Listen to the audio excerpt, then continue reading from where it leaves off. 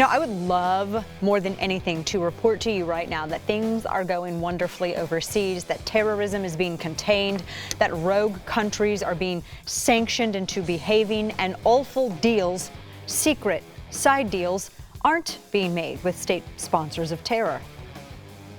Fortunately, none of these things are true. I hope you enjoyed your Labor Day. Just so you know, the holiday is a farce when unemployment is this staggeringly disjointed and scores of people are out of work. You didn't hear the major networks talking about that. All they talked about was, oh, unemployment is down to 5.1, 5.2%. What, of course, they don't say is how many people, how many Americans have simply quit looking for work, so they're not officially in those unemployment numbers. It's a biased media world, and we're just living in it. That's completely backwards. Something is really rotten. Our rights, our natural rights, our inalienable rights are not to be infringed on. Jeb Bush, who does not himself own a firearm, views it as an imposition. The Second Amendment, it's not right to impose all of these laws, or it's not right to impose gun control. First of all, shouldn't even be a thing. The gun control, Second Amendment, period. That's it. That's gun control. I consider gun control having really good aim. It's really so simple, it's stupid.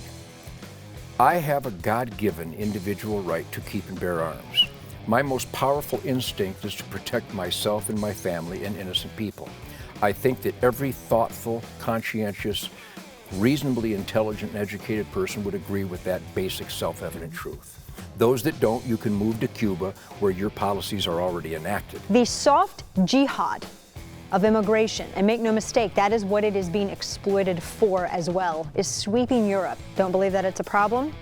A French mayor has already declared that only Christian refugees should be allowed to come into the country because it's too difficult to discern who is a terrorist and who is not amongst all of the refugees that, should I note, no one is vetting. And by the way, why is it the West's responsibility to deal with this refugee crisis? I personally don't believe that we owe anyone anything and we are obligated to do absolutely nothing. This whole Kim Davis thing, I've just been sitting back kind of watching this whole thing unfold.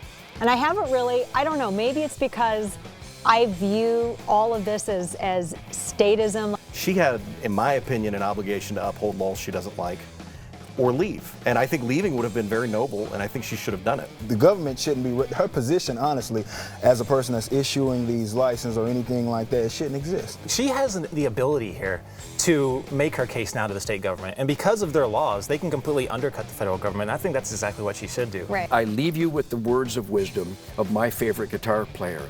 Unarmed and helpless is a dangerous, irresponsible, suicidal choice.